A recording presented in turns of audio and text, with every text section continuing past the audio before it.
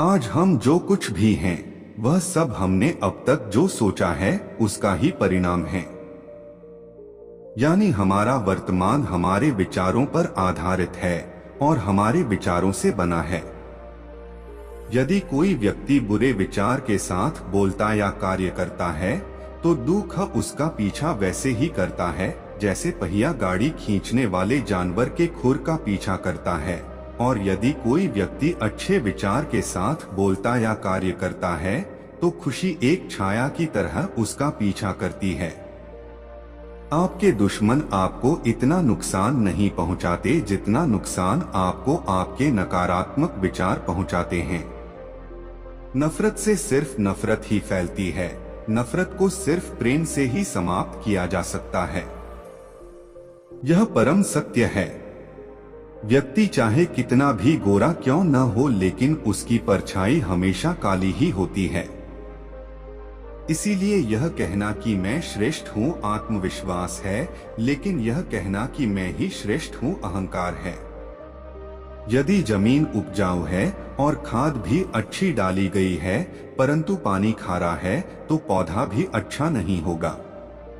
इसी प्रकार आपके कर्म अच्छे हैं, भाव भी अच्छा परंतु वाणी अच्छी नहीं है, तो संबंध भी अच्छे नहीं होंगे। यानी ऐसे लोगों के संबंध टिक नहीं पाते। शक्ति चाहिए तो ज्ञान प्राप्त करो और सम्मान चाहिए तो चरित्र अच्छा करो। खुशी न तो किसी दुकान में मिलती है और न पहले से ही निर्धारित होती है। खुशी तो आपके कर्मों से आती है। हमें यह जो जीवन मिला है वह बड़े भाग्य की बात है। हमारी मृत्यु हो जाएगी यह समय की बात है, पर मृत्यु के बाद भी लोगों के दिलों में जीवित रहना यह हमारे कर्मों की बात है।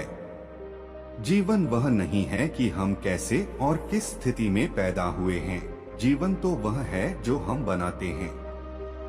जीवन में किसी के द्वारा किया गया भलाई का काम कभी व्यर्थ नहीं जाता। वह कल किस रूप में लौट कर आएगा, ये ईश्वर ही जानता है। किसी के लिए समर्पण करना कोई मुश्किल नहीं, मुश्किल है उस व्यक्ति को ढूंढना जो आपके समर्पण की कदर कर सके। जीवन में परिवर्तन को स्वीकार कीजिए। हो सकता है आप कुछ अच्छा खो दें, लेकिन आप कुछ बेहतर भी पा सकते हैं।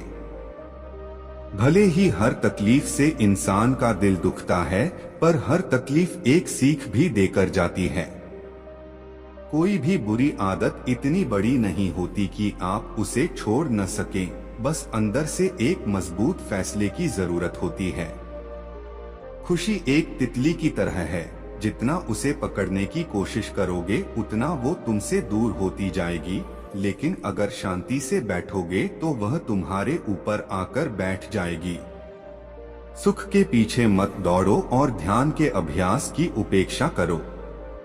यदि आप जीवन के लक्ष्य को भूल जाते हैं और संसार के सुखों में फंस जाते हैं, तो आप उन लोगों से ईर्ष्या करने लगेंगे जो ध्यान को पहले रखते हैं।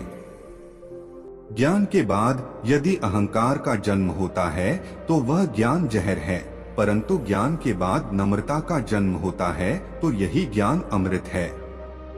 अगर आप अकेले पड़ गए तो उदास मत होइए, क्योंकि अकेला वही पड़ता है तो सही फैसला लेता है। कभी किसी का व्यर्थ में अपमान मत करो। आप शक्तिशाली तो हो सकते हैं, लेकिन समय आपसे भी ज्यादा शक्तिशाली है, यह कभी मत भूलो। परिस्थितियों को बदलने के बजाय खुद को बदलो, तब परिस्थितियां खुद बदल जाएंगी। बड़ी ही विचित्र बात है, हम सब खुश रहने के लिए परेशान रहते हैं।